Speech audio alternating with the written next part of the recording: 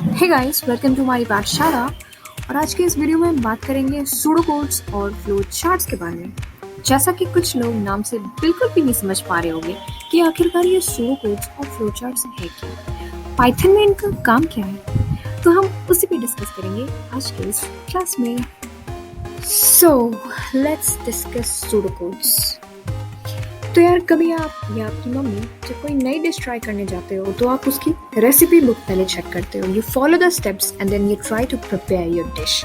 उसी तरीके से यार, कंप्यूटर के लैंग्वेज में हमारी रेसिपी को हम सूडो कोड के नाम से जानते हैं। सूडो कोड्स यानी कि set of instructions form by you to design a programme.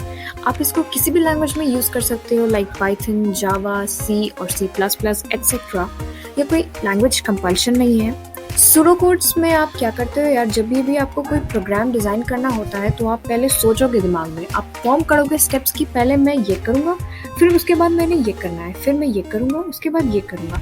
सो वही स्टेप्स को जब आप एक साथ फॉर्मेट में लिखते हो, you note down these procedures, तो उसको हम सूडो कोड्स बुलाते हैं। For example, adding two numbers. First step would be, we will start the pseudo code. We will take two numbers that is to be added. Then we'll find the sum. Fourth will be, we will display the sum or display our result. And fifth, we will stop this program. तो अब हम बात करेंगे flowchart के बारे में. A flowchart is nothing but a type of diagram which represents a work process step by step.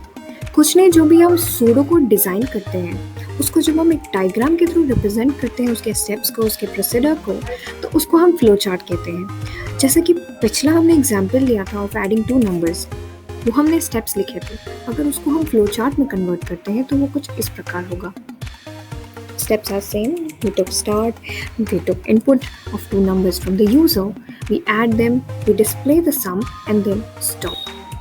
Steps are same, but आप देख रहे हो यहाँ पे different shapes क्यों दे रखे हैं। So the basic rules of flowchart is start और stop को हम एक ओवल में रिप्रेजेंट करेंगे। जब कोई हम इनपुट ले रहे होंगे या फिर आउटपुट दे रहे होंगे तो उसे हम एक पैरेललोग्राम में दिखाएंगे।